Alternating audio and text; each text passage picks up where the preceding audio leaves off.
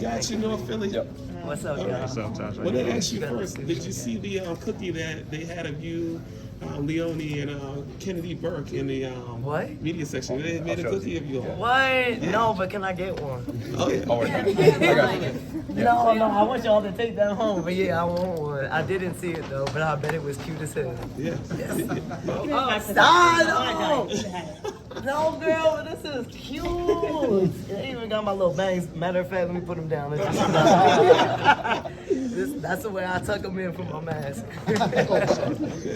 Yeah, Everybody else. thanks. Good, yeah. I appreciate it. Change the subject to tonight's game, if you don't mind. Absolutely. Brianna said that you were one of the people that took it personally, that defense was kind of an issue, and we saw in the first half you hold them to 26 points. I mean, what do you think went into just you guys being more in sync defensively tonight? Honestly, I think it's just the accountability, and I think one of our meetings with Stu, we started with the accountability of like, it's just too soft. It's not good enough. It's not the elite standard that, Liberty basketball plays, and we're not going to win this way. And so, just being accountable to each other, and then recommitting to, we got to get this shit done on the defensive end. Obviously, we have a lot of weapons in our locker room offensively. We're super versatile, but if we don't get stops, none of those points matter. And I wanted to just continue that line of questioning where it does feel like you guys have started to turn a corner dating back to the middle of the road trip. Yeah. And how have you felt about the defensive switches in philosophy, and maybe switching less is actually a better question, but in terms of maintaining that accountability and just everyone taking ownership of their assignments? I think first and foremost, we have a healthy roster for the first time since like the beginning of the season. So that presents a different lineup and a bigger lineup to start with, and a really good defensive lineup. So that recommitment to each other was, I think, the biggest gap. Honestly, we had like long film sessions that were like an hour 15 of just like going through our defense and being like, this is where we're not in the gaps, this is where we're not in our make, this is where we're not taking ownership of our own personal matchups. And so when you're able to hold accountability in the locker room like that, it shifts things. But when you're able to have your full team back and really start working on your chemistry, we have a big lineup that we can throw different looks at different teams. So we might switch, we might play zone, we might hedge, we might not. We just have a lot of different looks that we're able to make or to give other teams, and so that's what tonight was. And then Chicago will also be. It's really just trial and error with us, of us trying to find our chemistry. Tasha, fan appreciation night in full swing. What is your message to the fan base, particularly the quote, in your words, the Mayweather fans who might have, not stuck with the team at this point? Yeah, man, don't start coming back when we start winning. We go deep into this playoff run. No, I'm just playing. Fan appreciation night, though. I've been super thankful for my time here in New York, and even before I was actually on the Liberty team, I always appreciated coming in. I feel like I was always given love here and appreciated for the player that I am, the dog that I have in me. I feel like it's a similar dog to what everyone feels here in New York. So to wear Liberty across my chest and to understand that I represent this great community, this great crowd every single night here in Barclays, that means a lot to me as a player. It means a lot to our locker room, and so I hope that fans know as much as they love and appreciate us, that is reciprocated, and that feeling is super mutual. And so we go out here every night, not only for like ourselves and what our jerseys say, but also for this community and this fan base that deserves their players to play the hardest that they can every single night. Hey, Tom, on that same topic, I mean, there's still more important center games to play, but today wrapped up your regular season. For sure. First time as a Liberty member. Just how do you sum it up, and was the experience everything you thought it would be? Man, every time that I get called out here in Barclays, a thought goes through my head of like, man, I can't believe that I get to play here every single night. It's a blessing that has come across my career. I'm very thankful to be here, thankful to be in a city that welcomed me and my family with open arms, because it wasn't only just me, y'all welcomed Izzy as well.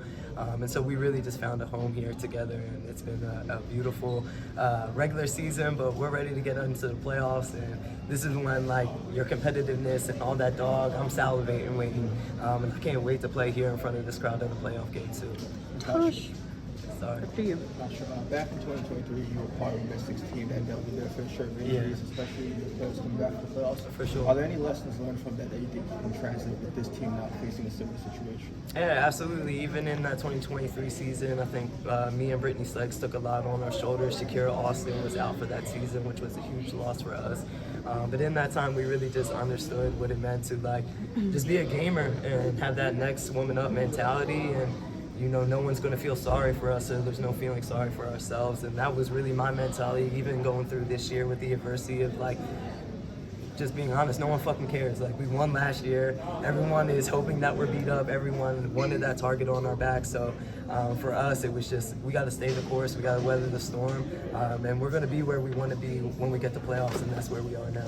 Tosh, going back to this phrase you used, it's when it comes to the defense, it's the commitment to one another. I'm just curious if you can explain to me what that means. The commitment to one another. I think the commitment to knowing our own personal matchups, knowing player personnel through and through. Being there, if a ball screen's involved, it's not just one person's job to get over it. It's then the two people within the ball screen to be able to handle that. If it gets through that ball screen and those two people, then it means the back end and the MIG being there for one another. Just being on the same string, essentially, is like, I feel like a lot of times, even the beginning of the game today, like we let our post players play way too much one-on-one and we weren't in their gaps. But as soon as we congested and closed up those gaps, we started seeing turnovers, we started seeing our offense get out, deflections, all of those things. So when I'm talking about like committing to each other, first and foremost, our own personal matchups, but then collectively, like being there for one another if someone gets beat.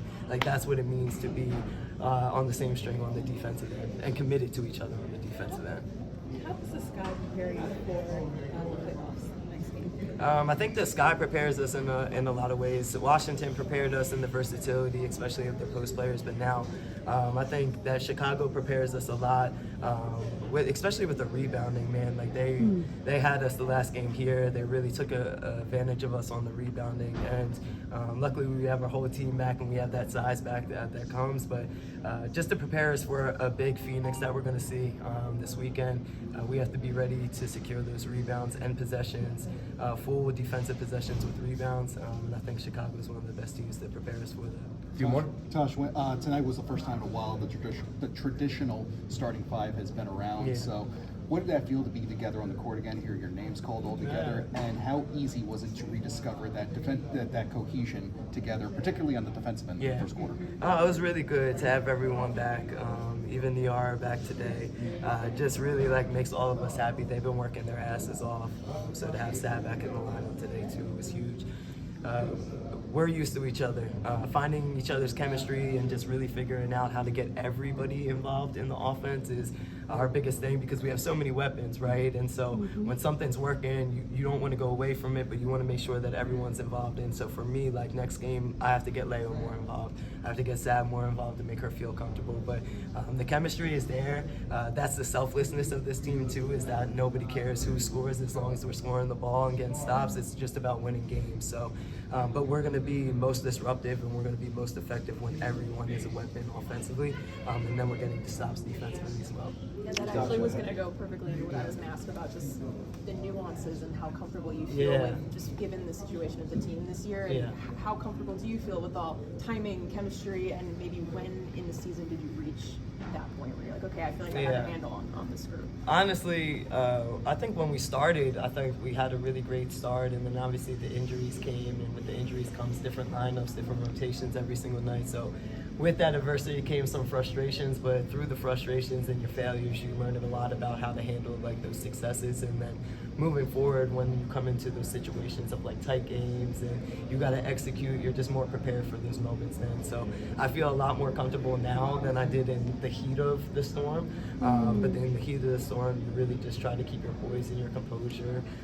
But right now, I feel very comfortable with our offense. I feel like I know what players want, what plays when we need to get JJ involved. Like tonight, we needed to get JJ involved in the second half, and she had a really great second half, and she's such an important piece to what we do. So we have to just be super conscious of making sure everybody's involved in touching the ball, and that's going to win this game. There's nothing more like beautiful than seeing a stat line and seeing everybody involved from top to bottom. How much of a cheat code can it be that you guys have Emma Mason coming off the bench for you guys in playoffs? Well, it's going to be an X factor this way. It's going to be huge. Like, we can play big, we can play small, play versatile. If anyone's kind of not having an off, Emma can come in, and it's just, she's a huge weapon. She's so smooth, she's so finesse. She really just makes this offense a lot better. Thanks, Tosh. Appreciate it. Appreciate it.